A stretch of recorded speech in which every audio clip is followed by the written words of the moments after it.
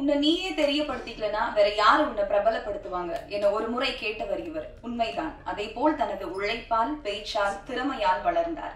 பெப்சியின் தலைவர், இயக்குனர் சங்க செயலாளர் என முன்முகமாய் பதிந்தார். எப்போதும் தன் வார்த்தைகளும் செயல்களும் தமிழுக்கானதாக, மக்களுக்கானதாக இருக்கும்படி பார்த்துக் கொள்வார். இறைவன் மேல் வாரத்தை போட்டுவிட்டு உயர்ந்து நிற்கும் தமிழ் தலைப்பான உயிர் தமிழுக்கு என்ற படத்தில் நடித்து இன்றைய அரசியலை அழகாக பேச இருக்கும் படத்தின் நாயகன் இயக்குனர் அமீர் அவர்களை பேச அழைக்கிறேன். அரங்கத்தில் இருக்கும் அனைவருக்கும் இறைவன் புறத்திலிருந்து சாந்தியும் சமாதானமும் உண்டாகட்டும். என்னுடைய திரைத்துறை அனுபவம் தொடங்கிய காலகட்டத்திலிருந்து, அரசியல் பேசிய காலகட்டத்திலிருந்து நான் சந்தித்திராத ஒரு புதிய மேடை இது. எனக்கு ஒரு புது அனுபவம் இந்த மேடை. படம் பற்றி பேசுகிறதா, நடந்துட்டுருக்கிற பிரச்சனை பற்றி பேசுகிறதா, இந்த இக்கட்டான சூழலில் என் மீது பேரன்பு கொண்டு இந்த விழாவுக்கு வந்திருக்க என்னுடைய நட்புகளை பற்றி பேசுவதா அப்படின்னு எனக்கே ஒரு பெரிய குழப்பம்தான் இருக்குது. இப்போ வரைக்கும் இந்த செகண்ட் வரைக்கும் பிளாங்காக தான் இருக்கேன். என்ன பேச போகிறோம். ஒன்று மட்டும் தெளிவாக தெரியுது. நான் யார் அப்படின்னு இப்போ நான் என்ன நானே யோசிச்சுக்கிட்டே இருந்தா, ராமாயணத்தில் வருகின்ற சீதையும் நானும் கிட்டத்தட்ட உடன் பிறந்தார்கள் போல. அவர் அக்கினியில் மிதந்து தன்னுடைய கற்பை நிரூபித்தார். அவராவது ஒரு முறை நிரூபித்தார். நான் வார வாரம் நிரூபித்துக் கொண்டே இருக்கிறேன்.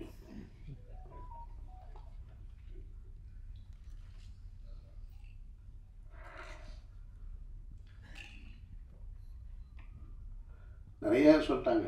நான் இந்த உயிர் தமிழுக்கு திரைப்படத்தினுடைய 2வது விழா இது, 2வது பத்திரிகையாளர் சந்திப்பு. இதே இடத்தில்தான் மாயவளை திரைப்படத்தின் பத்திரிகையாளர் சந்திப்பை நான் நடத்தினேன். அங்கேருந்து தான் தொடங்கினது.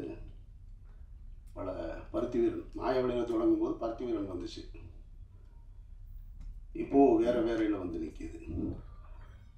அந்த படத்தின் இயக்குனர் வந்து உட்காந்துருக்கார் அமைதியாக, ரமேஷ் பாலகிருஷ்ணன். நாங்கள் அதை ரிலீஸ் பண்ணுறதுக்காக வேலை செய்ய போய் அது ஏதோ ஒரு பிரச்சனையை தொடங்கி அது எங்கெங்கேயோ போய் நீதிமன்றத்தை நோக்கி போயிட்டு இருக்கும்போது, சரி கொஞ்சம் தள்ளி வச்சுக்கலாம் அப்படிங்கும்போது, இறைவன் என்னுடைய இறுதிக்கட்ட படப்பிடிப்பை நோக்கி போகும்போது ஒரு 8-10 நாள் தான், 10 நாள் இருந்தால் படம் முடிஞ்சிடும். அந்த படம் முடியும் போது ஒரு புது பிரச்சனை தொடங்குச்சு.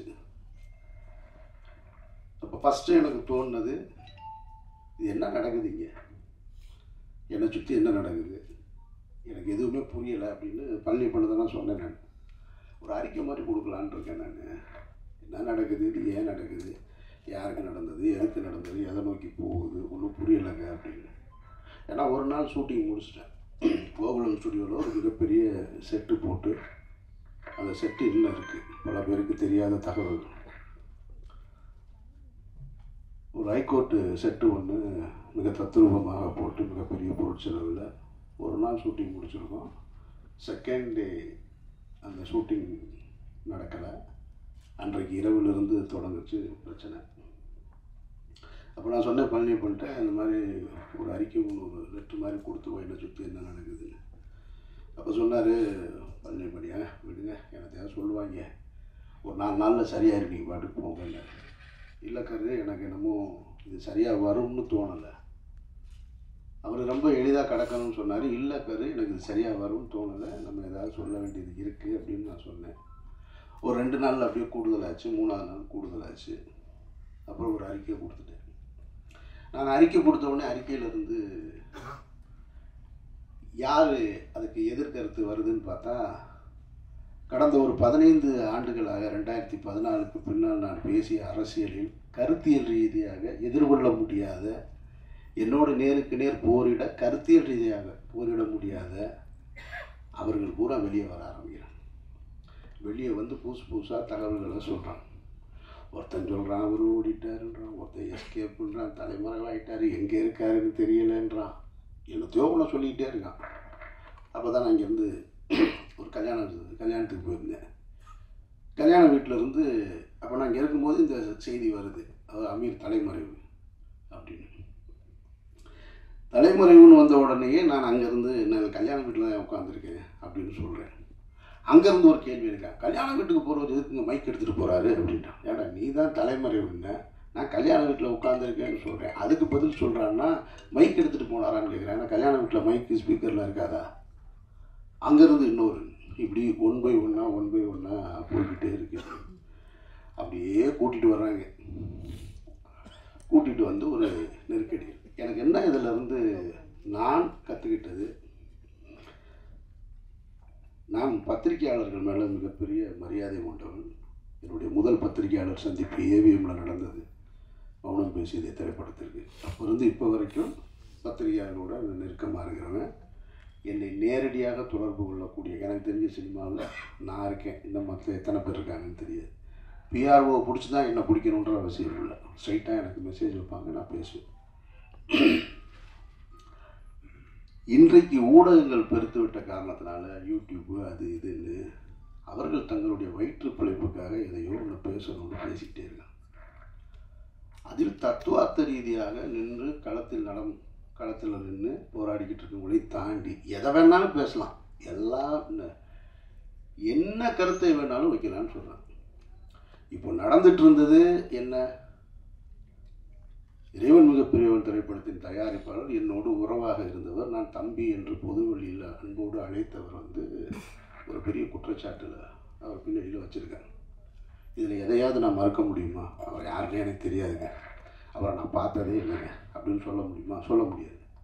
அவர் எனக்கு தெரியும். எவ்வளோ வருஷமாக தெரியும்? 10 ஆண்டுகளாக தெரியும். அவருக்கும் எனக்கும் தொடர்பு இருக்கா? ஆமாம், அவருக்கு எனக்கும் தொடர்பு இருக்குது. நீங்கள் சொல்கின்ற அவர் மீது சாட்டுகிற குற்றத்தோடு தொடர்பு இருக்கான்னு கேட்டால் இல்லைடா வெண்ணைகளான்னு தைரியமாக சொல்லுவேன். அந்த தைரியமும் திமிரும் எப்பயுமே என்கிட்ட இருந்துக்கிட்டே இல்லை.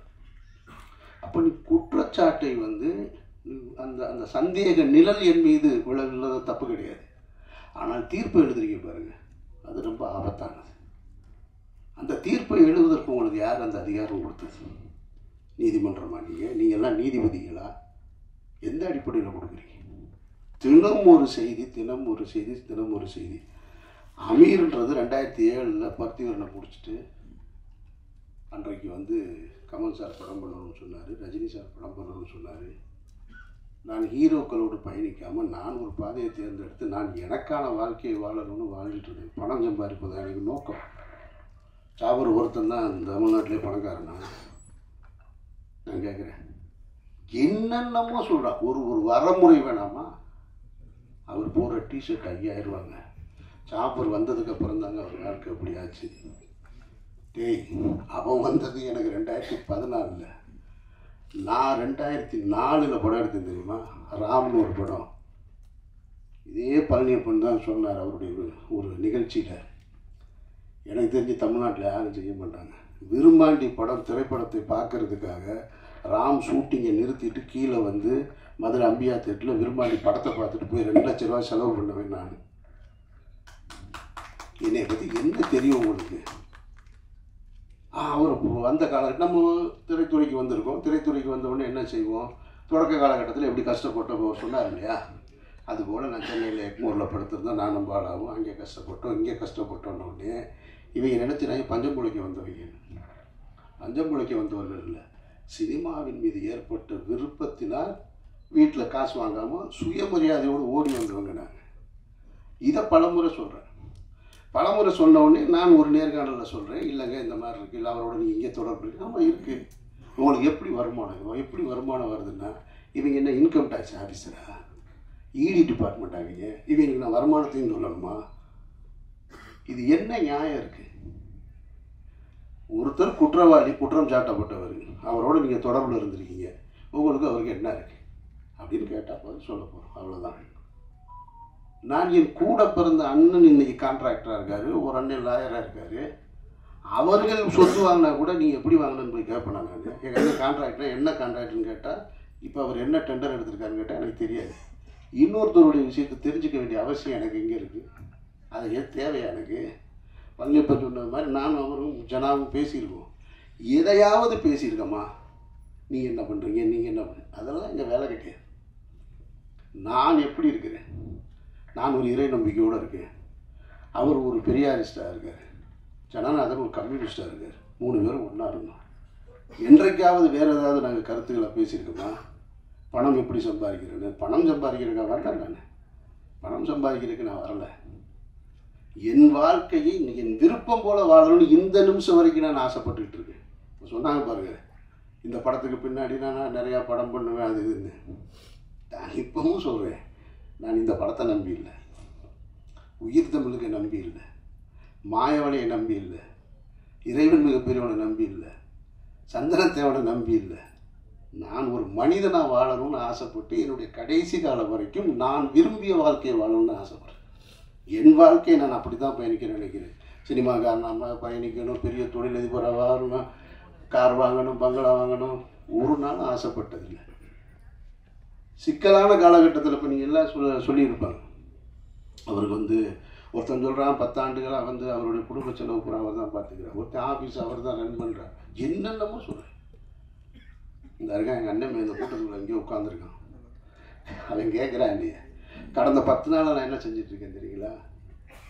டெல்லி விசாரணை, என்சிபி விசாரணை, இடி விசாரணை, இதுக்கு நடுவில் தான் தினம் ஏதாவது ஒரு கடைக்கு போய் பர்ச்சேஸ் பண்ணிக்கிட்டே இருக்கேன். ஒரு 4 ஜீன்ஸ் வாங்கு, 4 சட்டை வாங்கு, 4 ஜீன்ஸ் வாங்க, சட்டை வாங்க. கேட்டேன், என்ன சார் டெய்லி போகிறீங்க, எதாவது வாங்கிட்டு வரீங்க, என்ன பண்ணுறதுன்னு தெரில. குடிக்கிற பழக்கம் இருந்தால் குடிக்கலாம், இல்லை வேறு எங்கேயாவது ஒரு அவுட்லெட் இருந்தால் அங்கே போகலாம். ஒன்றும் கிடையாது. நான் போகிறேன், வாங்குறேன், வர்றேன். இன்னொருத்தரை நம்பி, இன்னொருத்தருடைய பணத்தை நம்பி, அதுவும் குற்ற பின்னணியோடு இருக்கிறவரை நம்பி வாழ வேண்டிய நிர்பந்தம் எனக்கு ஏற்படும். நான் அப்படி ஒரு வாழ்க்கையை வாழணும்னு விரும்பவும் இல்லை. இதையெல்லாம் உங்ககிட்ட சொல்லி நான் நிரபராதி, என்னை நீங்கள் நம்புங்க அப்படின்றதுக்காகவும் சொல்லலை. நான் யாருடைய பொருத்தத்தையும் விரும்பி வாழலை, என்னுடைய இறைவனுடைய பொருத்தத்தை விரும்பி தான் வாழறேன். ஒரு உண்மையான மனிதர்களுக்கு கஷ்டம் ஏற்படும் போது எல்லாரும் என்ன நினைப்பாங்க தெரியுமா? எனக்கு மட்டும் ஏன் இப்படி நடக்குது அப்படின்னு கேட்டால் அவன் அவநம்பிக்கையாளன். எனக்கு ஏன் நடந்ததுன்னு நின்று யோசிக்கிறான் பாருங்க, அவன் தான் இறை நம்பிக்கையாளன். நான் இறை நம்பிக்கையாளன், நான் அவநம்பிக்கையாளன் இல்லை. எனக்கு இது ஏன் நடந்துச்சுன்னு தான் நின்று யோசிக்கிறேன். நான் எந்த இடத்துல தவறுன்னு, எந்த இடத்துல நான் இந்த தடம் மாற ஒரு சூழல் வந்தது, ஏன் இந்த குற்றப்பின்னணியோட சந்தேக நிழல் என் மேலே விழுகுது, அப்படி தான் நான் பார்த்துட்ருக்கேன். அதனால் நான் என்னை இங்கிருந்து இன்னும் சரி செய்து கொள்ள வேண்டிய பொறுப்பு இருக்குது. அதனால் நிறைய நான் அதை நோக்கி தான் பயணிக்கிறேனே தவிர மற்றபடி எதுவுமே என் மைண்டில் கிடையாது. அப்புறம் இந்த யூடியூப்பில் நான் பார்த்த விஷயங்களை பார்க்கும்போது எனக்கு என்னென்னா, கொஞ்ச நாளைக்கு இதை பார்க்காம இருக்கிறது நிம்மதியாக இருக்குன்ட்டு. ஒருத்தம் கூட உண்மை பேசுகிறாங்க, அதுதான் பெரிய கொடுமை. சொல்கிறது பூரா பொய் பொய் பொய் பொய், அவ்வளவுமா பொய். ஏதாவது 1-2ல் ஒருத்தர் எனக்கு சோர்ஸ் டெல்லியிலேருந்து வந்துருச்சு, சோர்ஸ் வருதுன்றான். எனக்கு சம்மன் வந்ததே பல பேருக்கு தெரியாது. அதை என்னோட வக்கீல் வெளியே சொன்னதுக்கப்புறம் தான் தெரியும். ஆனால் இவன் சொல்கிறான் சோர்ஸ் நான் இருக்கு. அவர் ஒரு 2 பேர் உட்காந்துக்கிறாங்க, கேட்டவங்கலாம் புலனாய்வு புலிக்கலாம். ஒரு 2 பேர் உட்காந்துக்கிறான். எதுக்கு எனக்கு ஒரு கேள்வி கேட்குறாரு. இவர் மடியில் 2 பேப்பர்ஸாக வச்சுருக்கேன். அப்படி எடுத்து பார்த்துட்டு, அப்படியா அவனுக்கு வந்துருக்கா, அது என்னன்னு நான் சொல்கிறேன், எனக்கு ஒரு ஆள் மாதிரி தான் சொன்னாங்க, அப்போ நான் நைட் டெல்லியில் பேசிட்டு சொல்கிறேன் அப்படின்ட்டான். சரி, உண்மையிலேயே டெல்லியிலேருந்து உனக்கு சோர்ஸ் இருக்கும் போல இருக்குன்னா, அவனுக்கு தேரியில் அரெஸ்ட் பண்ண போகிறதே தெரியல. அதுதான் பெரிய கொடுமை. சரி, மடியில் 2-4 பேப்பர் இருக்குது, என்னடா பரட்டி பார்த்து ஏதோ சொல்கிறான் போல இருக்குது. சரி, ஏதோ இதிலேருந்து வந்திருக்கும் போல இருக்கு, இருக்கலாம் இல்லையா? ஏதோ காவல்துறையில் இருந்ததாக சொல்கிறாங்க, ஏதோ உளவுத்துறையில் இருந்ததாக சொல்கிறாங்க.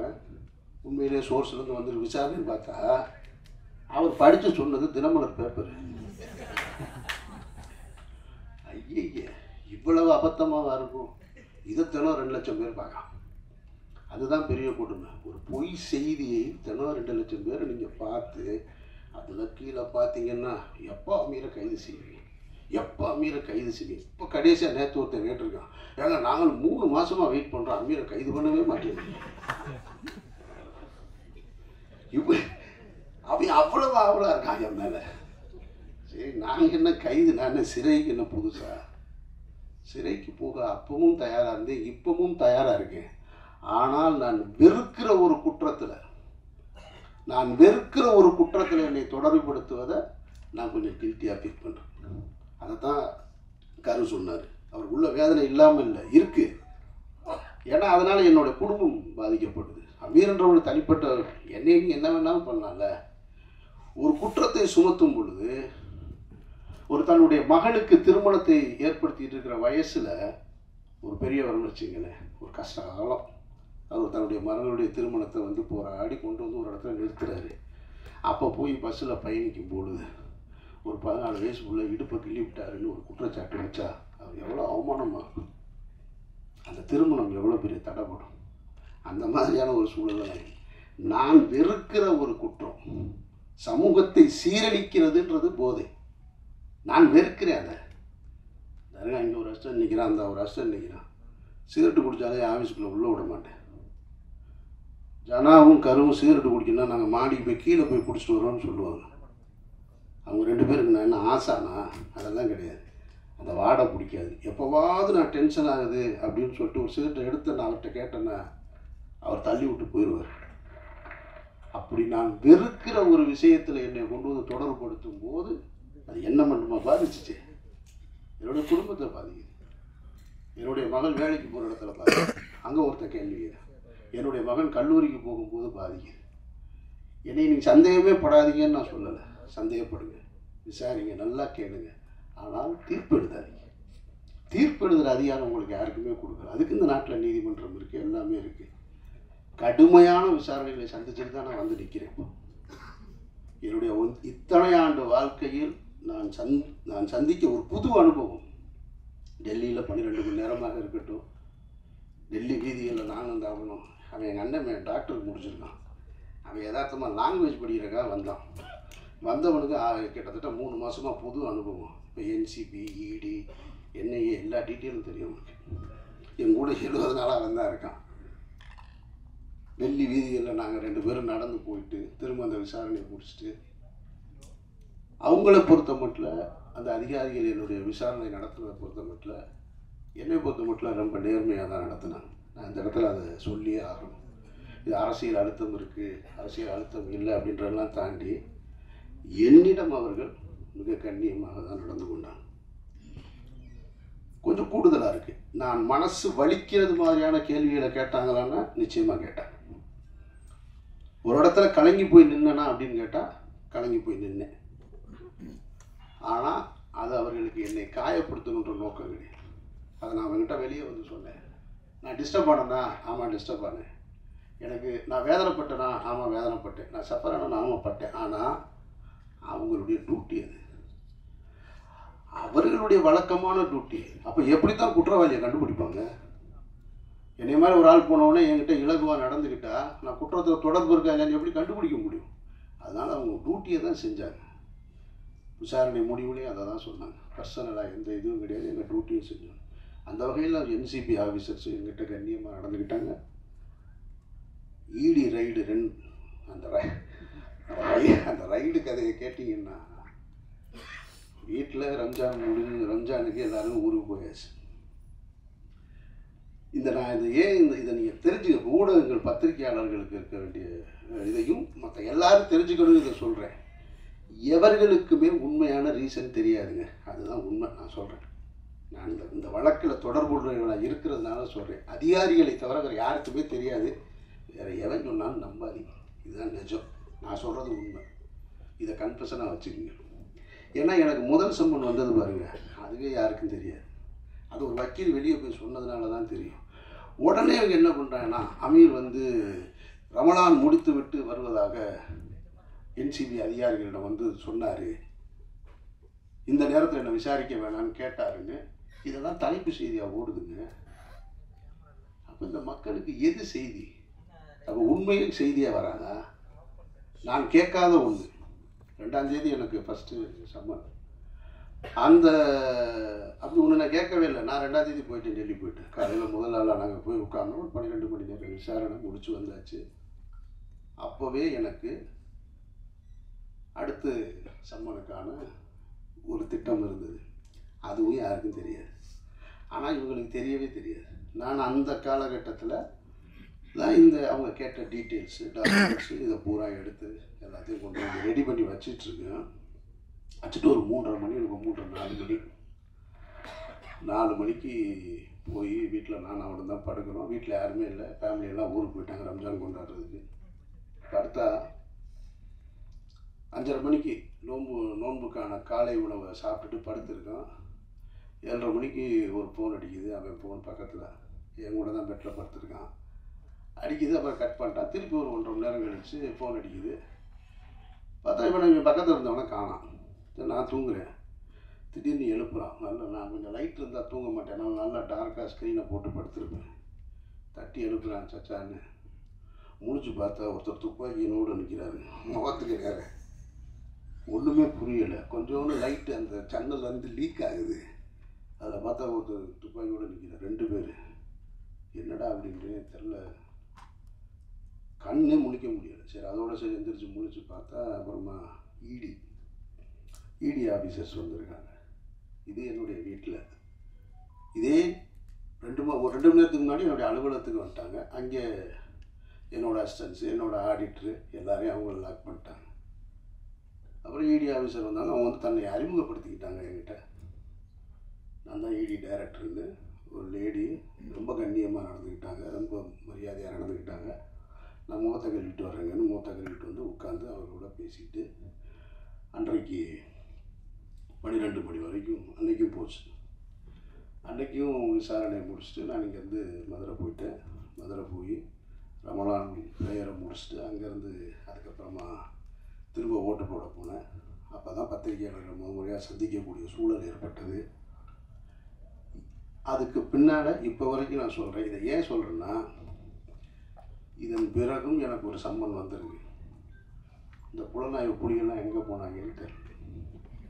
நீ உண்மையிலே சோர்ஸ் உனக்கு சொல்லுதுன்னா, உனக்கு உண்மையிலே செய்தி வந்திருக்குன்னா, எனக்கு சம்மன் வந்தது ஏன் யாருக்குமே தெரியலை. நான் பர்பஸாக சொல்லவே இல்லை. என்ன தான் நடக்குதுன்னு பார்ப்போம். எவன் தான் கண்டுபிடிச்சி சொல்கிறான்னு பார்ப்போம். ஒருத்தர் சொல்லணும்ல, ஆமாம் இன்றைக்கி வந்திருக்குன்னு.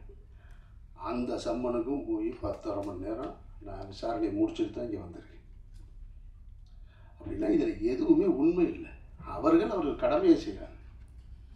நான் முதல் நாள்லேருந்து ஒத்துழைக்கிறேன். டே 1லேருந்து இவ்வளோ பெரிய சிக்கலான சூழல் என்னை ஏற்படும் போது நண்பர்களுடைய ஆறுதல் இருக்குது, நண்பர்களுடைய ஆலோசனை இருக்குது. குடும்பத்தில் இருக்கவங்க சொல்லுவாங்க எங்கேயாவது வெளியூர் போயிடும் அங்கே போயிடுன்னு. டே 1லேருந்து என்னோடய ஆஃபீஸில் தான் இருக்கேன். நான் இங்கே தான் இருப்பேன். இந்த வழக்கு முடிகிற வரைக்கும் நான் இங்கே தான் இருப்பேன். இந்த வழக்கை முடிச்சுட்டு தான் நான் வெளியில் வருவேன். நான் என்கிட்ட என்ன இருக்குது எடுத்துகிட்டு போகிறதுக்கு? என்கிட்ட ஒன்றும் இல்லை. நான் நேர்மையும் உண்மையுமா இருக்கேன். என்ன உங்களால் எதிர்கொள்ள முடியலை. என்னுடைய கேள்விக்கு உங்கள்கிட்ட பதில் இல்லை. நான் எடுத்து வைக்கிற முன் வைக்கிறதுக்கு. அதனால் நீங்கள் என்னை குற்றவாளியாக்க ட்ரை பண்ணிக்கிட்டே இருக்கீங்க. நீங்கள் குற்றவாளி ஆக்கிட்டால் உடனே நான் குற்றவாளி ஆயிடுவேன்னா? பட் நான் தாங்கிக்கிறேன். வீட்டில் தாங்கலை.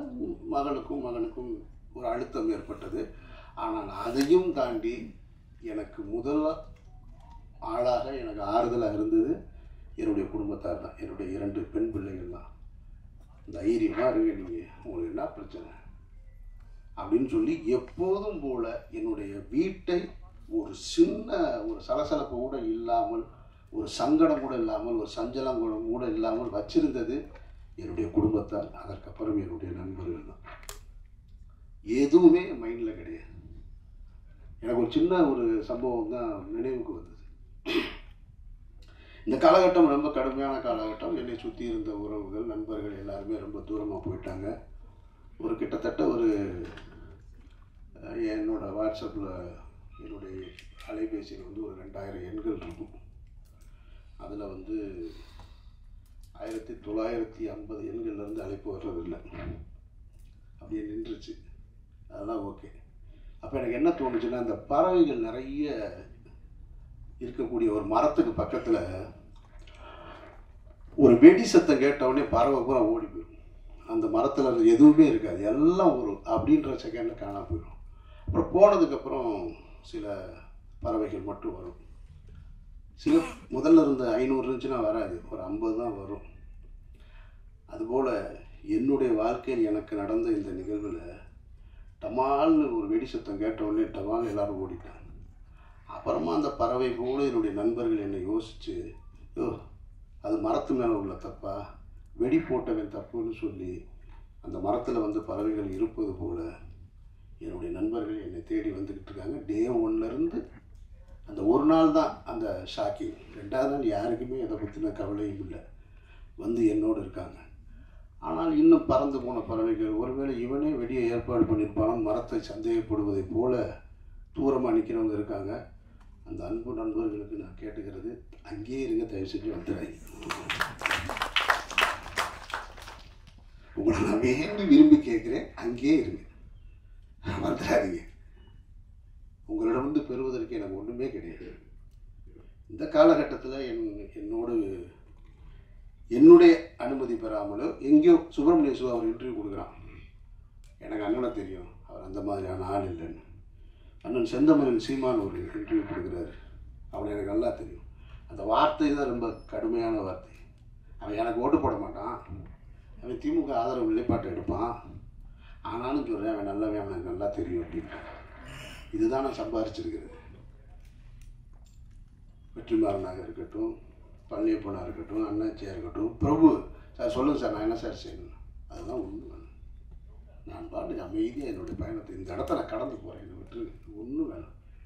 எனக்கு நீங்கள் எப்பவும் நான் அழைச்சா வர்றீங்க இல்லையா, அது போதும். சேகனாக இருக்கட்டும், பொன்னூரன் சார் தான் இவர் 10 மணிக்கு படுத்துருவார், 9 மணிக்கு மேலே ஃபோன் பண்ணால் எடுக்க மாட்டார்.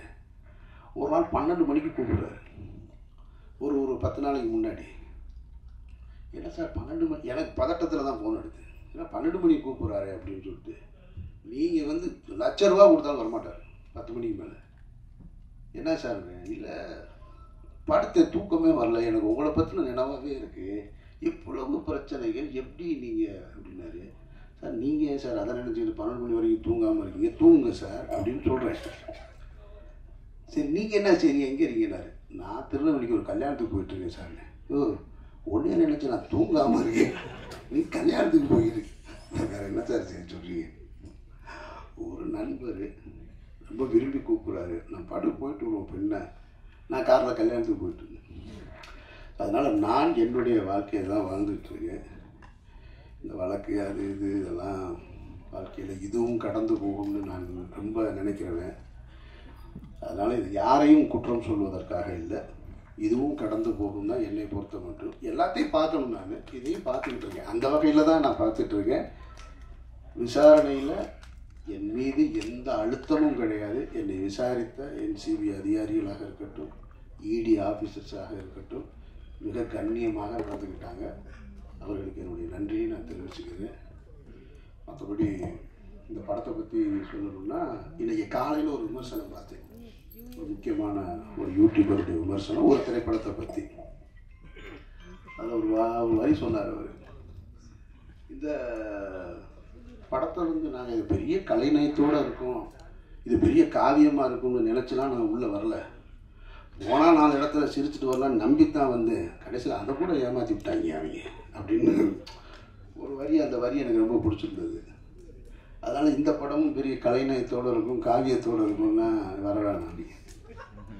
ஆனால் 4 இடம் சிரிக்கலான்ற நம்பிக்கையோடு வாங்க, அதுக்கு இந்த படம் உத்தரவாதமாக இருக்குது.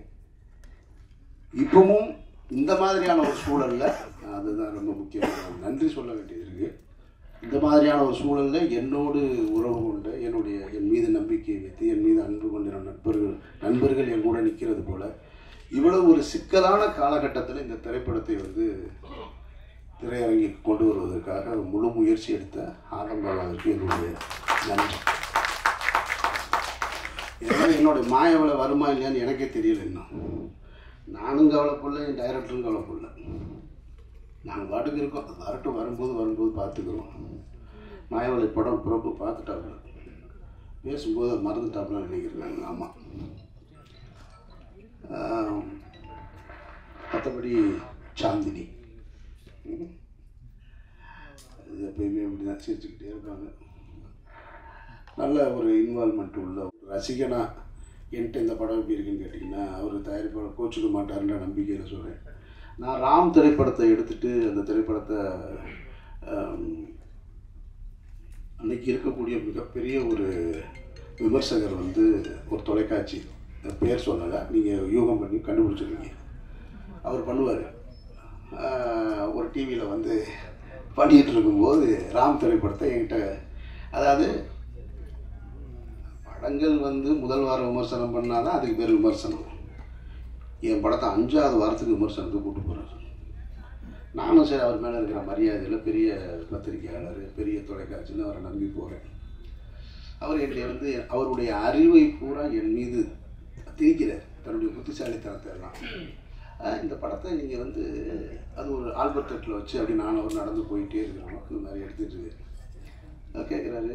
நான் பதறி போய் பதில் சொல்லுவேன்னு அவர் நினைக்கிறாரு. இந்த படத்தில் இந்த இடத்த தப்பு பண்ணியிருக்கோம், இப்போ சரியாக பண்ணியிருக்கோம், அப்படி மாதிரி எதுவும் உங்களுக்கு தோணுதான்னாரு. சார் தப்பாக தான் சார் பண்ணியிருக்கேன், இது என்ன தோணுதான்னு வேறு கேட்குறீங்க. அவர் ஒன்று இல்லை, ரெக்கார்ட் ஆகிட்டு இருக்கு, நீங்கள் மாற்றி சொல்லலான்னாரு. நான் என் ரிசல்ட்டு தான் சார் சொல்கிறேன். படம் வந்து தொண்டியில் தூக்கிட்டாங்க. ராமநாதபுரத்துக்கு பக்கத்தில் இருக்க தொண்டியில் படம் 3ஆவது வாரமே எடுத்துட்டாங்க ராமு. இவர் 5ஆவது வாரம் விமர்சனம் பண்ணிகிட்டு இருக்கு. இனிமேல் நீங்கள் பண்ணுனா என்ன, பண்ணலன்னா எனக்கு என்னங்க இந்த படம்னு கேட்டேன் நான்.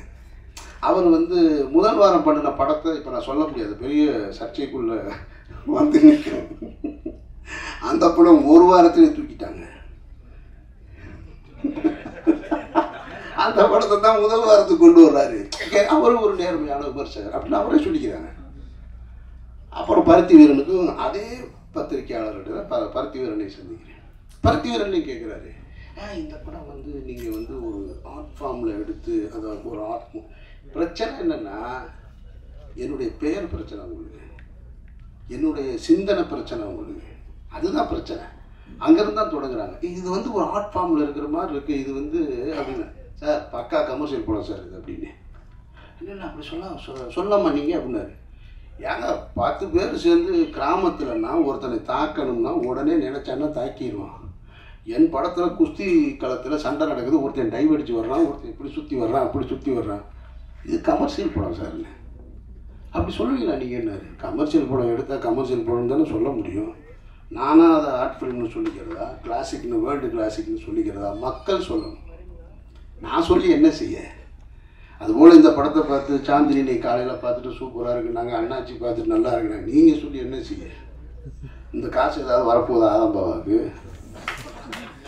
இவங்க 2 பேரும் சொல்லிக்கிடுவாங்க படம் சூப்பராக இருக்குன்னு. அவரும் உடனே கேட்டுட்டு சாந்தினியே சொல்லிட்டாங்க படம் நல்லா இருக்குன்னு. ஒரு ஏரியா வேணா வாங்கிக்கிற சொல்லிட்டு அண்ணாச்சி சொன்னா சிட்டியை எழுதி கூட.